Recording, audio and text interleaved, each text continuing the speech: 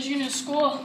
It's a really nice school to be in. I'm deeply sorry, but you two have to leave right now because of your skin color. This is so unfair. I'm sorry, sir, but my daughter needs a place to learn. Sir, there is a black school a few miles away that way. This is not right because I live very close to school and my daughter needs an education. Sir, if I have to ask you again, I'm going to call the cops. Leave now. No need to be hasty. I'll be on my way. Order! Order in the court! State your reason to be here today, Mr. Brown. I would like to question the use of segregation in our schools by the Board of Education of Topeka, Kansas. My daughter Linda has been doing nothing wrong. I don't see why she can't be in a white school. And on top of it, she is being made fun of because of her skin color and how she looks. I'm sorry, but does the respondent have anything to say about it? Yes, I do. We can't let the African Americans in white schools. They are different from us, and we don't accept their kind anywhere.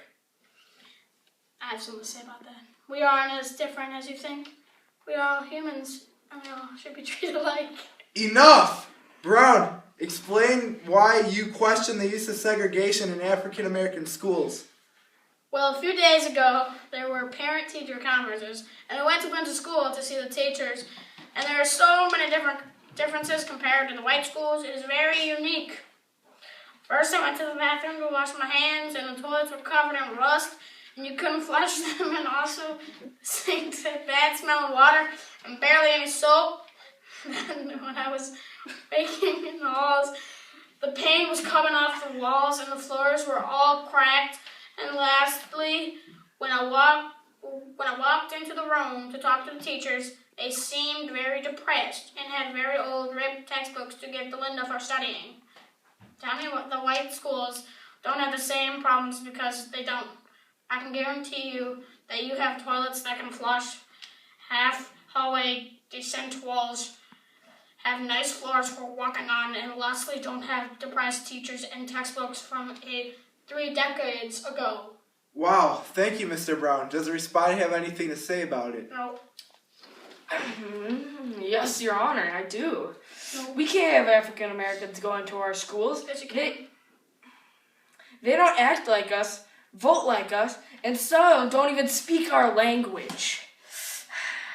Our world would be a disaster if we have them going to our schools. And on top of it, they have a different skin color.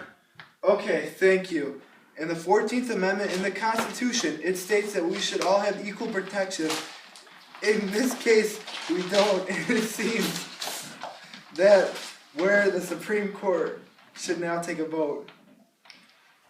Thank you, Your Honor. Despite of what we've heard today, we all agree 9-0 that it is unequal and we need to make severe changes quickly. We dismiss this case and call it radical segregation. Yes, my daughter is going to the school with non-rusted toilets. This is not supposed to happen!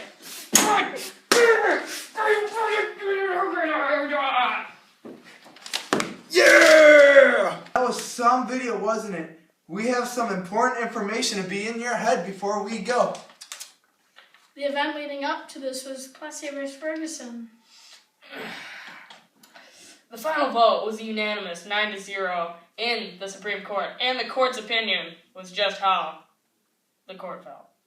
The position that lawyers took from the opposite side was Brown's side because it was going against the Constitution from the quote, separate but equal, and it was very wrong. The effect of this was no more separation between U.S. schools, children, no matter their race or religion. The landmark decision actually resolved 6 separate segregation cases, all from different states, but all under the same name. Brown versus Board of Education. Studies have shown when this was happening in Topeka, Kansas in 1954, black girls and boys had way less self-esteem than white boys and girls that were going to regular schools. The Plessy versus Ferguson case started things off by separating blacks and whites in 1896, and as years progressed, in 1951, there was a class action suit filed against the Board of Education and was taken to the district courts of Kansas. The suit called for the school district to reverse its policy of racial segregation. The sentence of the lower court was that separate schools were operated by Topeka Board of Education under 1879 Kansas law, which permitted to maintain separate schools. Lastly, arguments before the Supreme Court that segregation was not right and it was breaking the law in the Constitution, the 14th Amendment. I hope you all enjoyed the video, and now, this is what happened to Linda Brown after she won her court case. Enjoy.